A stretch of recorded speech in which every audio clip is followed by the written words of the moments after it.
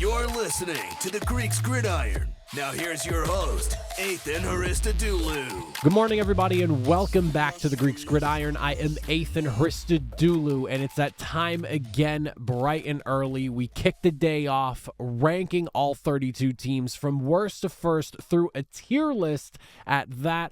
I'll be breaking down all the teams, sharing my thoughts on where I have them all ranked. If you're looking up on the screen right now, this is, of course, last week's power rankings, but now we'll go ahead, we'll turn the page, we'll look at week number 4 and start diving into these breakdowns here. I invite you all, comment down below. Let me hear your rankings, your thoughts on my rankings. What do you agree and disagree with? I love discussing with you all in the comments section. But starting off with the number 1 overall pick potentials club, the bottom of the barrel. We got 5 teams here, and holding the number 32 spot, I have the Tennessee Titans at the very bottom. We have the Jaguars at 31, Patriots at 30, Bears at 29, and the Panthers at 28.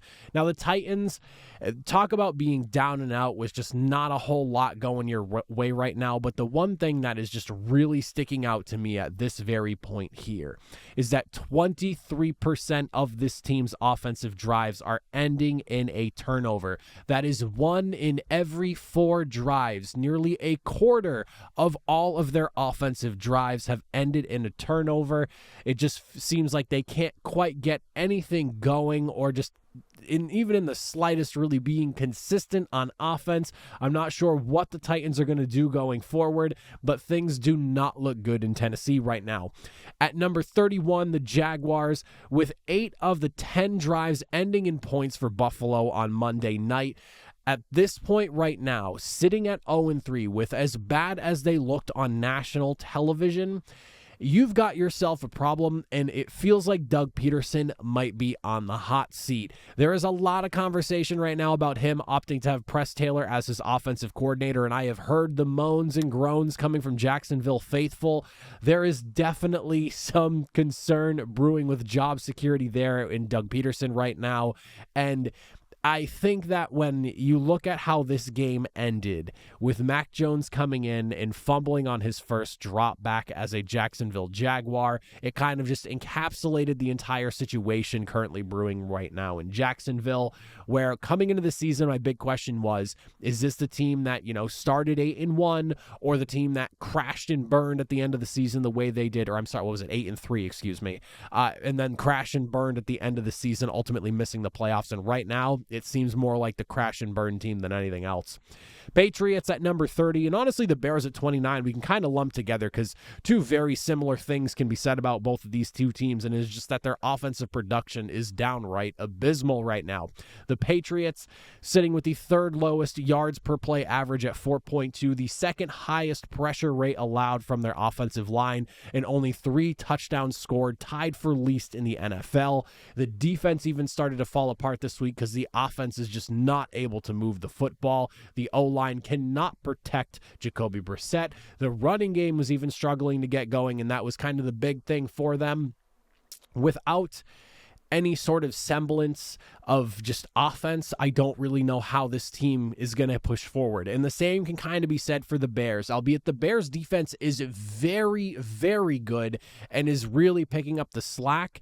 The offense right now in Chicago, lowest yards per play at just a measly 3.7, with only 3 touchdowns scored as well, tied with the Patriots for least in the NFL. The 3rd worst ranked rushing offense in the NFL. They are blessed to have such a great defense that can at least keep them competitive right now. Otherwise, their game probably would have looked more similar to what happened to the Patriots against the Jets this past week. And the Panthers sitting at number 28, I've got to say, I still, and I'm kind of eating a bowl of my words with just the entire spiel I went on about the Panthers and just the organization as a whole and the disaster that it is right now under David Tepper.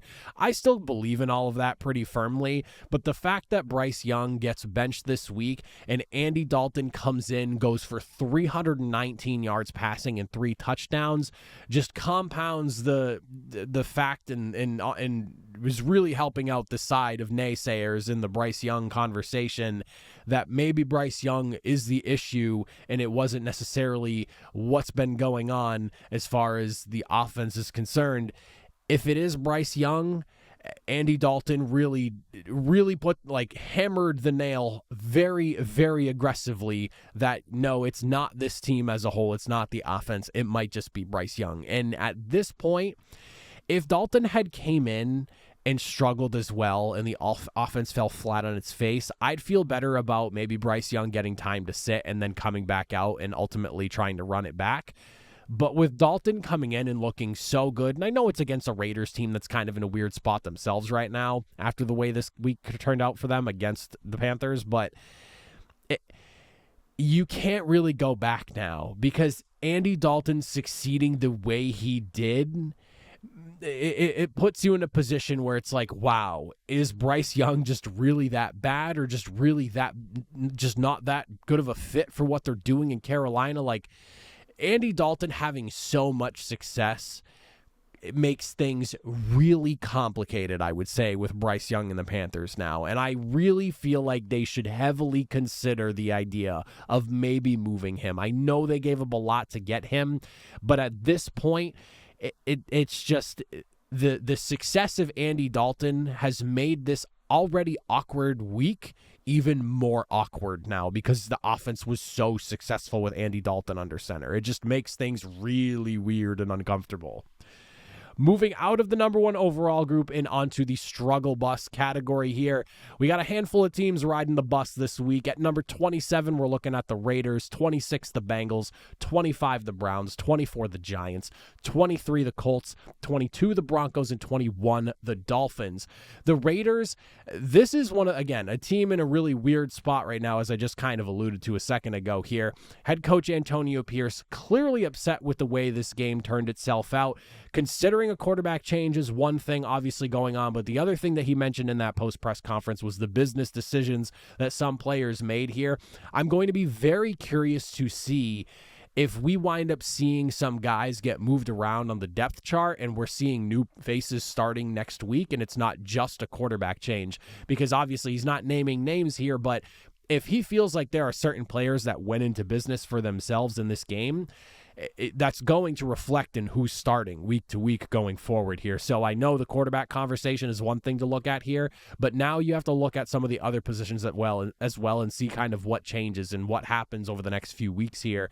Do players get moved? Is also another possibility. Like, there's a lot to sit here. You kind of just have to sit back and watch and see what happens, but that was a really loaded press conference from Antonio Pierce, and it feels like anything is kind of up in the air, like as possible, and it's all kind of up in the air at this moment.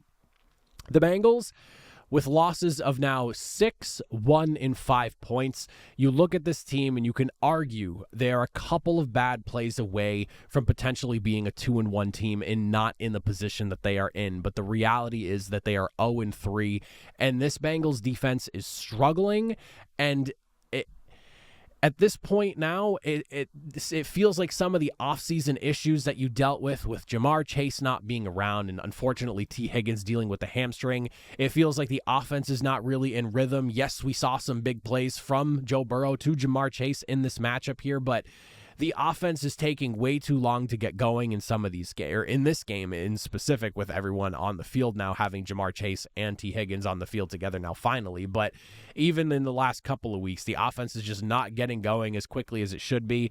This is now a career issue with Zach Taylor and Joe Burrow and their offense and just how long it takes them to get going year over year. And while it's nice that maybe they finish strong when Joe Burrow stays healthy through the duration of the season, you don't want to have to be playing catch up every single year you come out of the gate. And you have to wonder if this is something that's going to get looked at over the coming weeks here if the Bengals keep losing football games.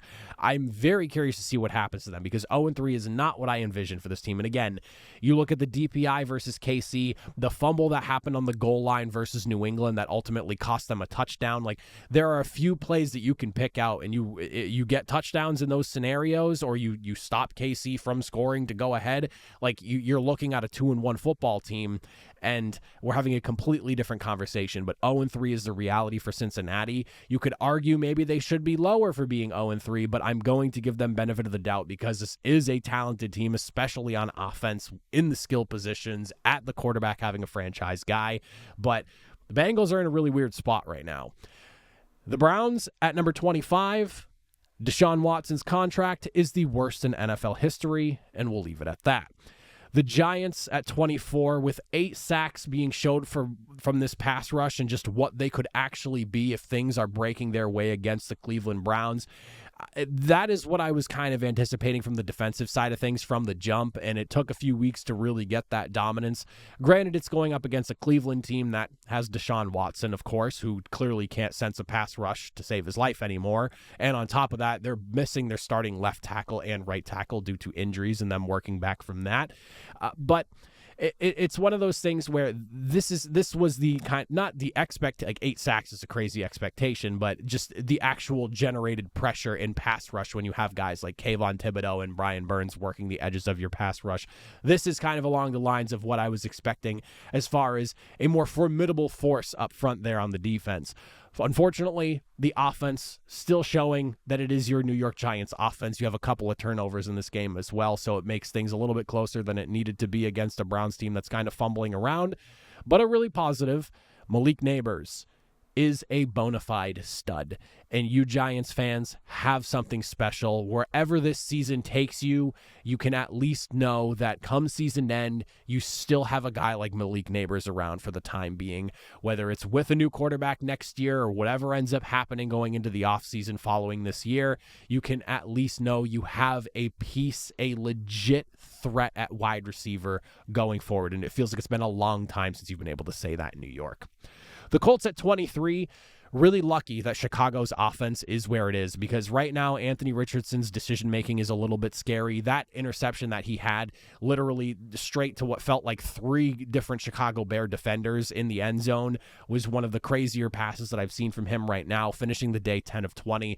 They're really lucky that Jonathan Taylor is the running back for this team and is as good as he is, because he put a lot of the weight on his shoulders to carry this team to victory here. And we're starting to see some of the rookie growing pains that we didn't get to see last year because no one really had anything to go by off Anthony Richardson in his first few games, but there is tape from that, and now you're getting some more tape as well coming out through this season. The lack of experience is something that I was concerned with, and I think this is something you definitely have to keep an eye on. The defense, for what it's worth, looked solid in this game here, but as I mentioned, they're going up against the Chicago Bears offense that is kind of in a really tough spot right now and is struggling to figure themselves out. I'll be curious to see how the defense fares going forward because they're dealing with a lot of injuries on that side of the ball, but that's not again, I'm really not high on the Colts right now, and I'm a Colts fan, to be completely honest, but I'm not high on them right now in the current situation they're in. Lucky that Chicago is struggling the way they are offensively, because that's not a game you win against just about, I would say, maybe 20 to 24 other teams in the NFL because they have better offenses than Chicago. Broncos at 22 with a lack of pressure, as Bo Nix was only pressured 9 times in this matchup against Tampa Bay. Bo Nix looked rock solid. Good job taking care of the football, passing the ball, did not have some of the troubles we saw from him the last couple of weeks there, did a good job running with the football as well. On the defensive side of things, and this is where it got really, really good for them, Pat Surtain, he was lined up across Mike Evans a lot. He allowed only 1 reception against him. The pass rush was dominant as a whole, 7 sacks on the day, led by defensive lineman Dondrea Tillman, for those of you who have been around for the spring football stuff, a Birmingham Stallion, stud on the interior, I believe he had a couple of sacks himself. The defense up front in Denver is a group to watch. I am a really big fan of that unit that they have over there. There's so many guys that can contribute there, and I think they can give some teams some problems. If this offense can just keep it together and progress week over week, I'm not sitting here saying that Denver's going to be fighting for a playoff spot, but they could win a few more games than some people are probably anticipating them to.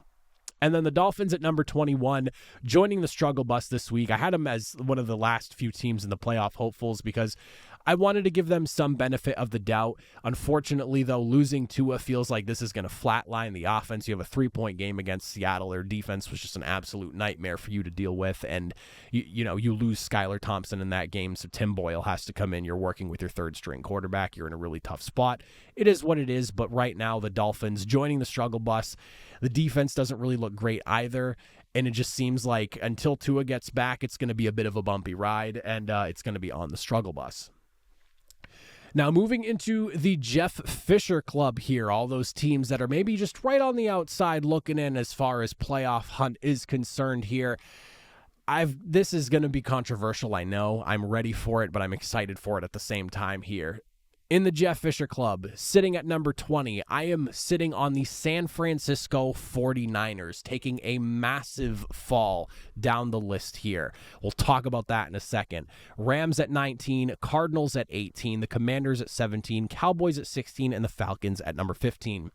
The San Francisco 49ers, in a game where you statistically beat the Rams in just about every important category, you come up short, you choke away a victory that you have against a team that is completely decimated with injuries. I believe they have like one legitimate starting offensive lineman right now healthy, and you fall flat to them. And if I'm sniffling, I'm sorry, you guys. I'm battling a sickness. I've been sick since basically Friday.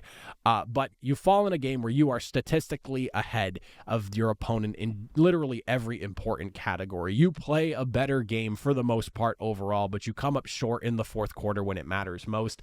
And to double down on the issues there, you now are looking at a situation where this team's health is falling apart as well. Christian McCaffrey is now going to Germany to see a specialist. Javon Hargrave is being put on the IR. He's done for the season. You have Deebo Samuel, who is out for at least this next week, it appears, as well. And Brock Purdy's now dealing with a back injury. I am genuinely concerned about this team as it stands right now. It could get better going down the road, but sitting at 1-2 with the amount of injuries you're dealing with right now, this is very much a team that could find itself, if they can't get healthy fast enough, on the outside looking in, hovering around that like 8-9, 9-8, like 10-7 if things really go their way despite the bad health issues. There is a lot to be concerned about with the San Francisco 49ers right now, and I'm going to try to get the jump on it right now. I could be wrong, but there is definitely a cause for concern right now with what's brewing in San Francisco.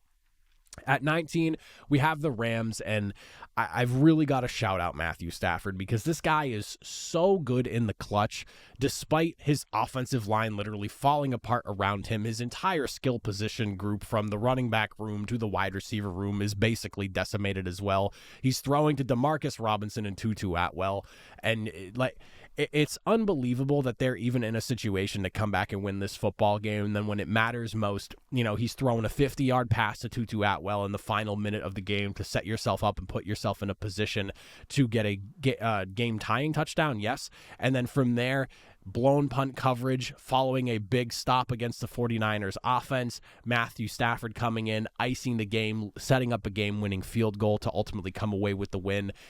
Unbelievable performance by the Rams. Sean McVay showing why he is one of the best at what he does in coaching a football team in the NFL. And I'm blown away by just the fact that they were even able to come away with the victory in that matchup, because based off of health going into that game and just where these two teams are and how people look at these two teams, and coming off of a blowout loss to Arizona last week on top of that, it felt like the Rams had no business winning this football game, and sure enough, they did. We then have the Cardinals at number 18 here. Their two losses so far this year are both to playoff teams by a singular possession here. Granted, the game against the Bills, I would say scoreboard-wise, looks a little bit closer than it actually was because they got that late kick return touchdown that ultimately made things a little bit closer. But I look at Arizona with some respect because they have been very competitive, despite what a lot of people expected to be like a bottom feeder team. And 1-2, obviously not the greatest place to be right now, but they do have a win over the Rams. And again, tight contests in their last two losses. A really tough outing against Detroit, and just being able to move the football offensively. It seems like that Detroit defense might be really finding itself right now, which is a good thing for them, but was not great for Arizona in this matchup here. But I'm not 100% sure where I stand with Arizona right now, hence why sitting as like a team right in the middle at number 18 makes a lot of sense for me, because I feel like this team can either go north or south, so I kind of like them in this middle area. At 17, the Washington Commanders, Jaden Daniels arriving on Monday Night Football, setting a rookie record 91.3% completion percentage, 3 total touchdowns, nearly 300 total yards of offense on his own. He has the fastest time to throw a football right now in the NFL, leading at a massive 2.33 seconds here. Getting the football out quick, effectively. He's doing a great job of deciding when to run with the football or when to throw with the football in situations here. The defense is definitely still a cause for concern, and why I have them as a 2-1 team below some teams that are 1-2 right now, because you look at where they are defensively, they're allowing teams to move a lot. They're allowing teams to score a lot. They are currently the fourth most in terms of points allowed this season right now with 88 points on the year. So it's not a perfect team, but it is a team nonetheless that is competitive, and they are doing some things that I think people did not anticipate them to be doing right out of the gates this early. And Jaden Daniels right now at this point here, he looks like the best rookie quarterback amongst all the rookies to this point here. So I'm excited to see what he can do with this team as he continues to get more comfortable in this offense, because he and Terry McLaurin clearly have something special brewing, and he has a really good grasp of this offense right now with Cliff Kingsbury running the show over there. At 16, the Dallas Cowboys, too little too late with the comeback efforts that they had this week here. The run defense is a literal mess here. They're sitting at 500, literally 5.5 football fields allowed worth of rushing, with 557 yards through 3 weeks of football. That's a ridiculously high number, and I will say that despite the struggles that they had on defense early, they did at least tighten up somewhat later in the game here. And I want to give credit to Dak Prescott for fighting through what has kind of turned into like a one-dimensional offense, because they can't really run the football right now with Zeke Elliott and Rico Dowdle. They had, I think, 32 yards of rushing altogether as a team during that game. And, you know, basically him throwing the cape on, putting it on his back, and damn near leading a comeback there. So I will give Dak Prescott credit where it's due. But Cowboys are another one of those teams where I don't really know what to make of them right now. They're in a really tough spot, hence why setting them at number 16, I'm fine with for now. And then the Falcons at number 15 here, 2 losses to 2 teams that are currently 3-0, and I do think that is something you need to put into consideration when you're talking about a team that is 1-2.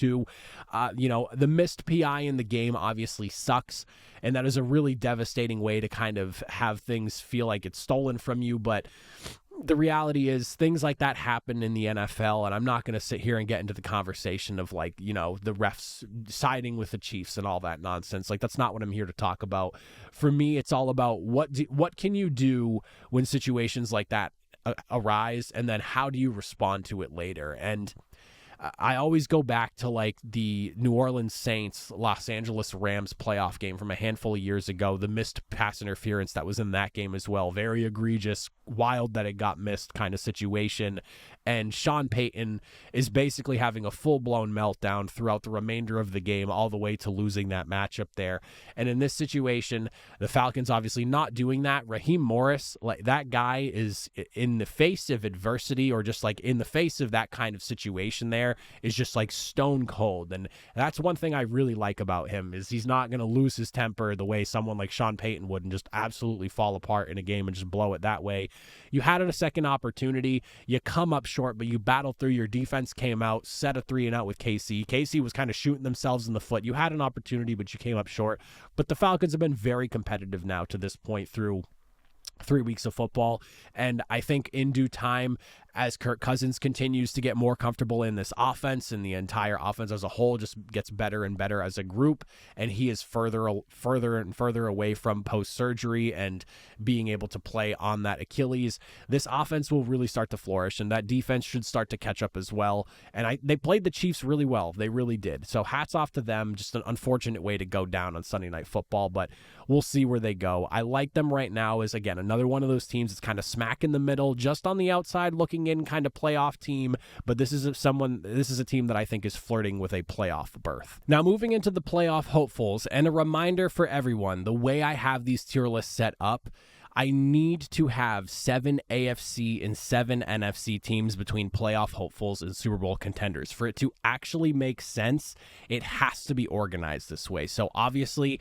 it does kind of skew the power ranking side of things, but in terms of how the tier list works, it makes sense that you have 7 AFC teams vying for a playoff spot, 7 NFC teams vying for a playoff spot. It wouldn't make sense if I had 10 NFC teams and 4 AFC teams or something along those lines. So just keep that in mind as we go into this this here. Something I want to remind everyone about, or for those of you that are new here who maybe don't know what's going on here.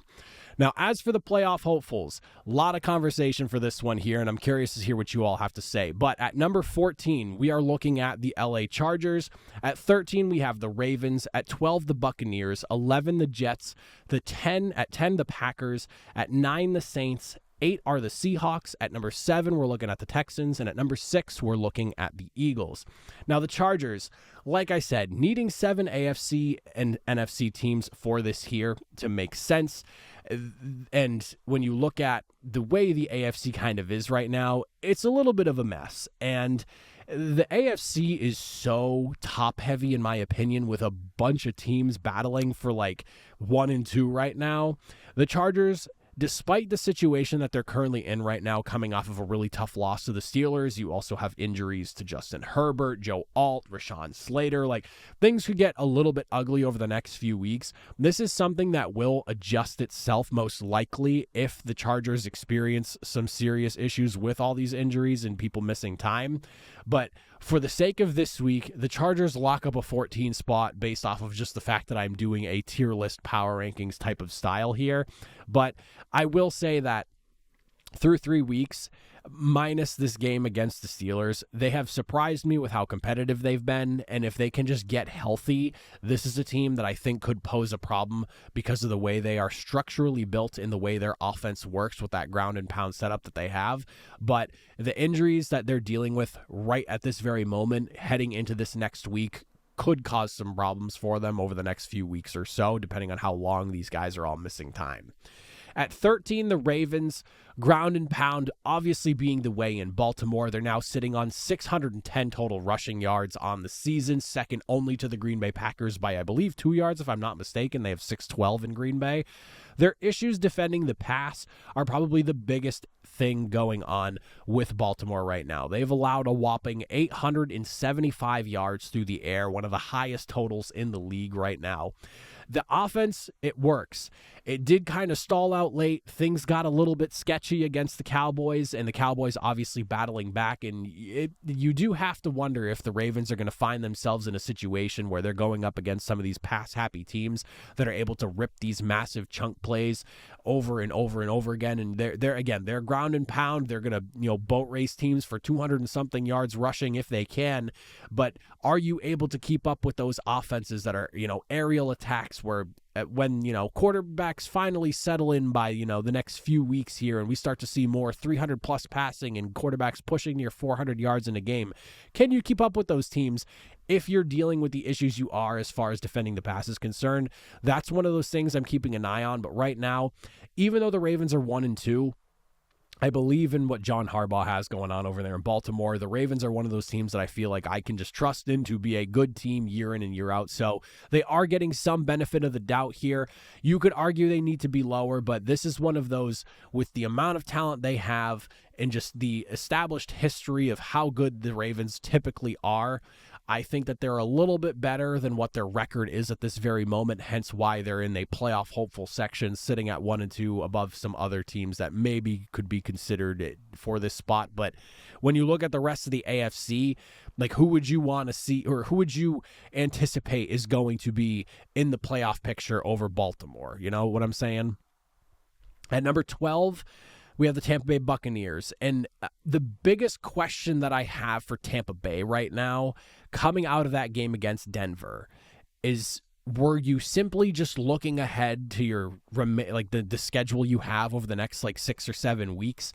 Because they came into this game, couple of mistakes set you back kind of early, and then it just felt like they were reeling the entire matchup, trying to play catch up, and they were not coherent at all on offense. And the reason I ask this question is because for those of you that are unaware of Tampa Bay's upcoming schedule here, the next, 7 games looks like this. You have Philadelphia, Atlanta, New Orleans, Baltimore, Atlanta again, Kansas City, and then San Francisco. So if you're staring down the barrel and that's what you know is coming up next here, considering what Denver was coming into the season and their struggles over the last couple of weeks, I could see how maybe Tampa came into this game here, potentially looking a little bit past their opponents, maybe looking towards that Philadelphia matchup, a team that they beat in the playoffs last year kind of deal. I don't want to take away from what Denver did, because hats off to Denver for pulling off not only an upset win, but dominating that game on top of that. But you have to come out of that game wondering what the heck happened with Tampa Bay. Was it all Denver, or is it a case of one of those things of looking past an opponent, not expecting them to play you the way they did, and you're just, you're reeling from start to finish trying to catch back up, but you can never get it done because your offense becomes one-dimensional and you're just flustered the entire game because you were not expecting to get punched in the mouth the way you did as quickly as you did. At number 11, we're looking at the Jets. Aaron Rodgers, nearly 300 yards passing, couple of touchdowns. Braylon Allen and Breece Hall looking like a legitimate 1-2 punch at running back for them. And Braylon Allen leading in rushing yards for the team here, not Breece Hall, shocking to say the least. Then on the defensive side of things, your 7 sacks, 5 tackles for loss. You take advantage of a really porous offensive line in New England. And I will say, you traded for Hassan Reddick. He's still nowhere to be found as far as New York is concerned here, but it feels like a waste, and in large part because of a guy named Will McDonald IV, who racked up, I believe, 3 sacks last week and now has 2 sacks this week. It almost feels like the trade for Hassan Reddick was a little bit pointless because, one, he's obviously not here, so that, obviously creates an issue. But secondly, you had a guy in Will McDonald anyways that you knew about, and it seems like he is ready to step up into that larger role and take over. So a little bit surprised to see them ultimately make that move, and now you have Will McDonald playing the way he is. But Jets are looking really good right now. Tough start against the 49ers in week number 1, but since then, rattle off a couple of good wins against lesser opponents. Last week's win maybe not nearly as good as you'd want it to be, but a good win nonetheless, and then an even better and more statement type of victory against another lesser team as far as, talent is concerned here and just where you should be and where they should be. So hats off to the Jets, bouncing back after a tough week 1 win, rattling off 2 straight. Looking forward to see where they go. Packers at number 10 here. The big thing that I really want to focus on, besides the 200 or some yards that they ran for again this week, it feels like the Packers are setting up Malik Willis to potentially lock himself up a starting job come like the trade deadline in week number 9 here. Malik Willis, and I don't know if this is true or not. I've been trying to fact check this, but I saw some people mentioning that Malik Willis was not really getting the opportunity to run with the ones in practice when he was in Tennessee as the starter. I don't know if that's true or not. Someone needs to fact check that for me because I was trying to find a hard answer, but I couldn't get a definite one. I'm leaning on the side of maybe it's not necessarily true, but I read it in a few different places. But if that's really the case, and Malik Willis is actually a good quarterback, and he's obviously athletic and very physically gifted, come week 9, Jordan Love should be back. He might even be back this week. If Jordan Love's back, all is going well. You have a guy in Malik Willis who looked really good in his, couple of opportunities to start for you guys and fill in.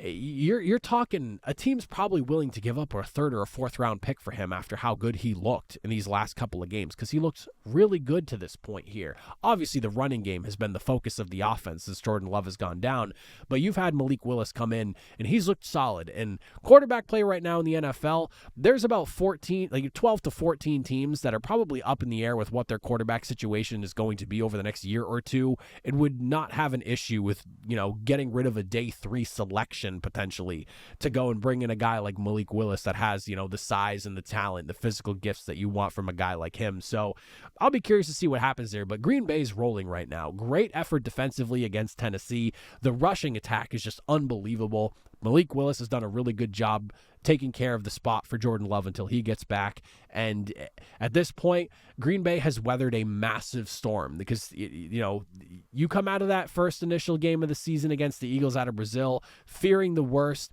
Thankfully, the injury is not nearly as bad as anyone thought. And now it sounds like Jordan Love's going to be back even sooner than anyone anticipated. And you're staring at 2-1 going into your 4th matchup. Not a bad place to be, all things considered. Now, the Saints at number 9.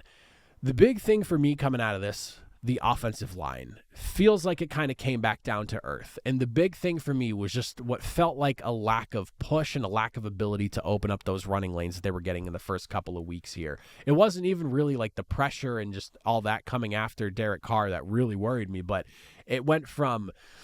This felt like an offensive line that was paving literal highways for Alvin Kamara, as I like to describe it, and they were really struggling to get anything going against that Philadelphia Eagles defensive front, and you have to wonder, was some of what the Saints had going on just a product of maybe the first two opponents that they played, and now you're left wondering after a tough loss where the offense could barely even muster up 12 points, where does this team actually stand? Because that is like in such stark contrast to what you see the first couple of weeks here.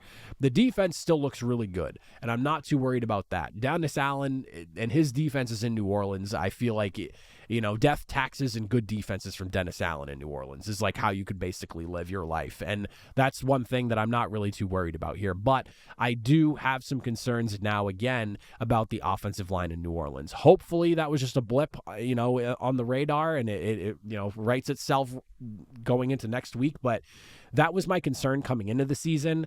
And again, the first couple of weeks, I was like, oh, maybe I was worried about nothing. And I've heard other people talk about it. And maybe we were all worried about nothing. But now it's like, oh, okay, maybe those worries are real. And this is something that we need to keep an eye on going forward.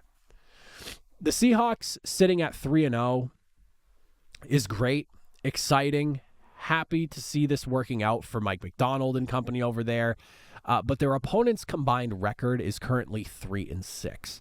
I'm really looking forward to seeing what Seattle looks like going into this matchup against Detroit next week, because this is a big prove-it game. You have not really faced a threatening opponent to this point with a Miami Dolphins team, obviously missing Tua, and then, of course, you have the first two games where you're going up against the Patriots and the Broncos, so this is a big week. It is a prove-it week for Seattle, and one that they really need to establish themselves as a legitimate force in the NFL this season. At number 7, the Texans, C.J. Stroud looked a little bit rattled. Couple of interceptions against Brian Flores' aggressive defense. The way Brian Flores does his defenses is crazy. And we'll get into that when we get to the Vikings here in a second. As you can notice, have still not popped up on these power rankings here. But C.J. Stroud definitely having a tough game here. On top of that, the offensive line struggling. 5 sacks allowed. The overall 9 tackles for loss allowed. They just could not get push up front. You have to wonder how much they were really missing Joe Mixon in this game here. You finished on top of that with 11 total team penalties, 3 straight pre-snap. And I saw the commentary in regards to Laramie Tunsil. It was not great for the Texans in this game here. And so I picked the Texans to win this matchup, and I will say that I was anticipating a really good game, and I knew that there was a chance that the Minnesota Vikings could come out victorious in this game here. I did not expect them to come out and just curb stomp Houston the way they did. And I'm not going to sit here and, sound the alarm for the Houston Texans, but that was definitely a concerning look for them, considering just the high expectations that have been thrown on top of them. And, they've looked really good through a couple of weeks, but I'm very curious to see what this team looks like going forward now, coming off of a really ugly loss against a team that a lot of people are building a lot of hype around right now. And then to wrap up the playoff hopefuls, we have, of course, the Philadelphia Eagles, who I will say their defense did a lot to make me feel much better about them going into this game here against the Saints. I was really nervous about what was going on with Philadelphia and their defense after the first couple of weeks here.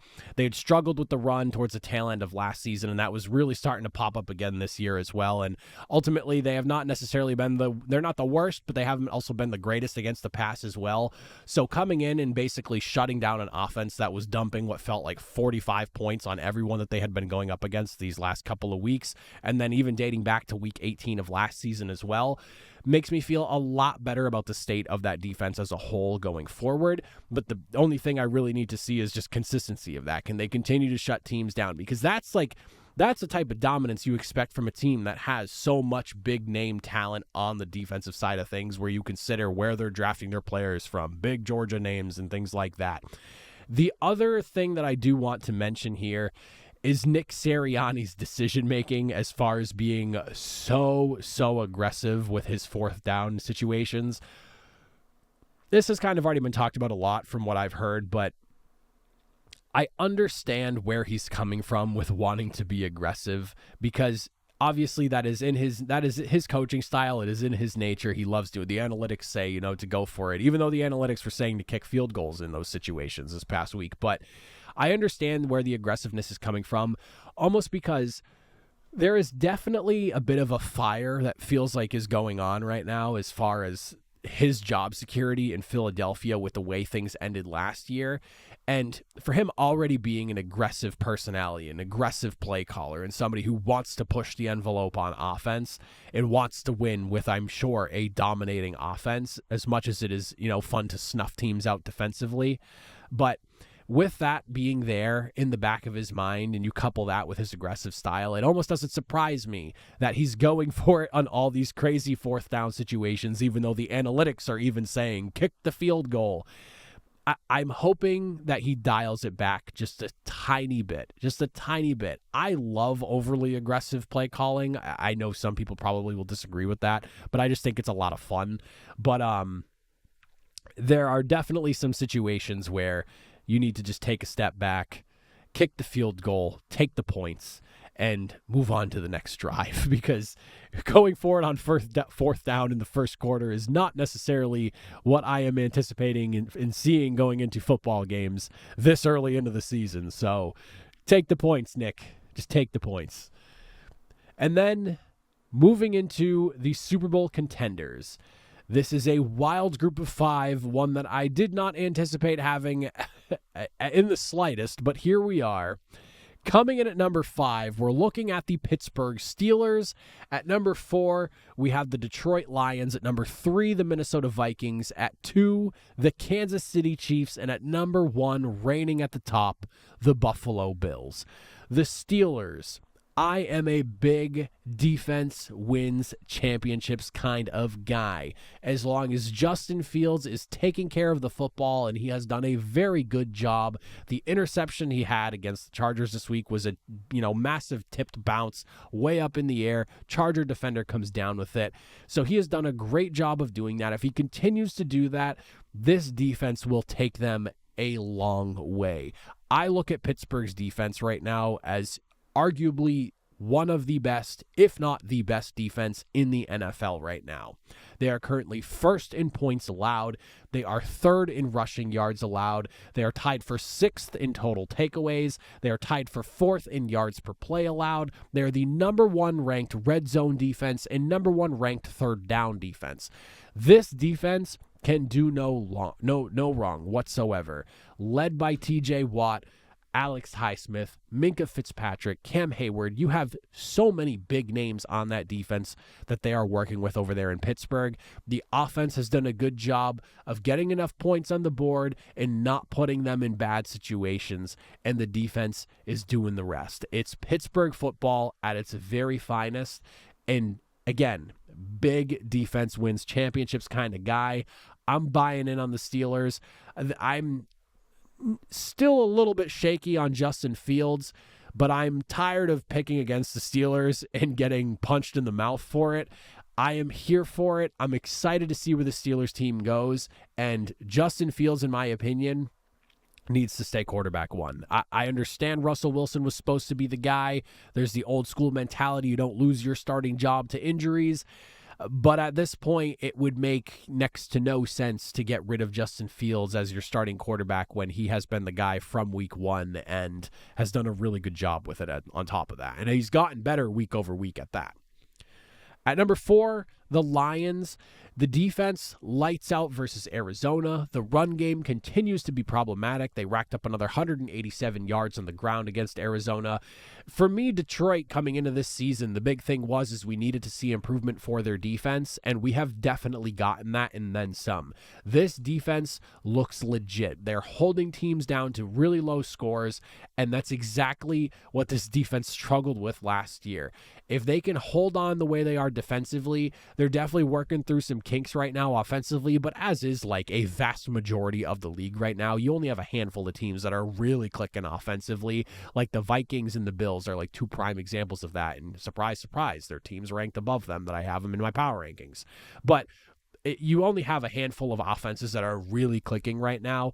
Once the Lions offense gets into that midseason form and they really get rolling with the way the defense is right now, this is going to be a scary team. So keep an eye on those Lions. They have looked really good through 3 weeks, even in their loss that they had last week. I like where Detroit's going right now, and I'm here for it.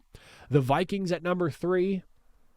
Vikings fans, I owe you an apology because I have not bought into what is going on over there in Minnesota, but I am a believer now. Just like what I said with the Steelers earlier in this, the Minnesota Vikings defense has been phenomenal. Leading the league with 16 sacks, first in the league. You have 23 tackles for loss, first in the league. 20 passes defensed, first in the league. Takeaways, tied for third, and this is all while being tied as the 5th most penalized defense in the NFL. I bring that up because that's crazy that you are still one of the best defenses in the league, despite the fact that you're shooting yourself in the foot as much as you are. If this defense can clean it up a bit, the sky is the limit for this unit that you have over there in Minnesota right now. I did not anticipate this from Minnesota's defense in the slightest. I'm very curious who outside of Minnesota was anticipating this because, for the last few years, right, I have not really been impressed with what Minnesota's been doing defensively. It's been an issue for a while now, but Brian Flores has really gotten this unit together this year, and they are causing some problems. That's not to mention Sam Darnold being the stud that he is, leading the league in passing touchdowns with 8 like we were all predicting coming into this season here. The Vikings are one of those wild anomalies. The only thing that is on my mind right now about Minnesota is that we did this once with Sam Darnold before, but it was in Carolina. And I'm pretty sure they went 3-0 under Sam Darnold as well. And then, things hit the fan and it all went down the tubes. I hope that's not the case for you Vikings fans. I have them at 3. I'll buy in for now, but we've been here before with Sam Darnold, and I just hope that things don't turn around. Thankfully, this isn't Carolina. It's not one of the worst franchises in the NFL. It's a Vikings team with a great head coach who has a fantastic offensive mind, a fantastic defensive coordinator, and a great defense to back him up. I'm really, really curious to see where this Vikings team goes because this is not where I anticipated having them at all. But we'll sit them at 3. The Chiefs at number 2. It's been 3 straight tight wins for Kansas City here. Carson Steele did a really good job in this matchup, averaging 4.2 yards per carry with 72 yards altogether, filling in for the injured Isaiah Pacheco here. Patrick Mahomes, for whatever reason, just cannot seem to escape the wrath of Justin Simmons, who now has 6 career interceptions on Mahomes. Thought that was an interesting stat. I know that he has a really good track record against him, but the fact that he has 6 picks on Mahomes is pretty crazy altogether. Production for Travis Kelce is definitely something that feels like it's going to be a topic going forward because his numbers are way down, and I'm already starting to hear some of the conversation around it, but that's definitely something to keep an eye on here because maybe it's just teams really respecting what he's doing and stacking up as many guys around him as they can here because he can take, he's a smart guy too. It's not just about the athleticism, but he is like, he thinks like a quarterback as a tight end in the way he attacks coverages. So it's definitely one of those things where defenses are probably just scheming more around him, and they're hoping that we're not going to let Travis Kelce beat us. We'll let somebody else beat us. But now you have Rashee Rice, who was turning into like a legit wide receiver number 1 for them. You have Carson Steele, who stepped in for Isaiah Pacheco, and he looked really good. He runs almost just as angry as Isaiah Pacheco does. And it seems like they picked him just because of that. They were like, this guy runs angry, just like Isaiah. Bring him in. So right now, the Chiefs look good. They've won 3 straight, very tight contests here. And that is why I have them at number 2, because Buffalo at number 1, in my opinion, has looked the absolute best in the league right now. This defense has allowed just 41 points if you take away the kick return touchdown against Arizona, and I'm tacking on the 1 point for what is the math on that? I'm tacking on the points that were allowed following the touchdown for the 2-point conversion. So they have allowed just 41 points as a defense through 3 weeks now. So just over 10 points per game defensively if you take out the kick return against Arizona. James Cook's ascension for this offense is the big story right now. And Khalil Shakir as well. But James Cook, this is what I've been doing this show now for 3.5-ish years, going on 4. And from when I started to literally until now, I have always been hammering that they needed to get a running back and a legit rushing attack to help back up Josh Allen, to open things up so Josh Allen can do what he does, but defenses not be so clued into the fact that it's going to be the Josh Allen show. Defenses now have to respect what James Cook is doing for this offense. He is a bona fide playmaker. He looks like peak Dalvin Cook, except honestly, he might be better than peak Dalvin Cook the way he's playing right now. And he has made this offense a 2-dimension, 3-dimension type of offense, because you have not only what he's doing out of the backfield, but you have Dalton Kincaid and Dawson Knox doing what they do as tight ends over the middle of the field. And now you have Khalil Shakir, and the pressure to get Stephon Diggs to football is no longer there. And Josh Allen's just wheeling and dealing to everyone. I was worried coming into the season that maybe losing both Gabe Davis and Stephon Diggs with all that production might hurt the offense, but this offense looks better for it, which is crazy. So Buffalo right now, for me, best team in the league. They are smashing the bad opponents. They're having tighter contests with better opponents, I guess you could say, in Arizona. Arizona being a middle of the pack team, in my opinion, had a tight-ish contest with them, if you even want to call it that. Like, I think the scoreboard for that game makes it look closer than it actually was. But they are just stomping people out. They're known for doing this type of thing early in the year. This is not the first time we've seen this from Buffalo, but the way they're distributing the ball, the way their attack is so balanced right now, I have a hard time picking against Buffalo at number 1. So those are my power rankings. Buffalo Bills sit at the very top. Let me hear from you in the comment section down below, your thoughts and opinions. If you made it to the end, I greatly appreciate it. Again, I apologize for the sniffling and whatnot. I've been battling an illness for the last few days. I have no idea what it is, but it won't go away. But that is it for me. I appreciate you all. I'll see you all next time. Have a good one.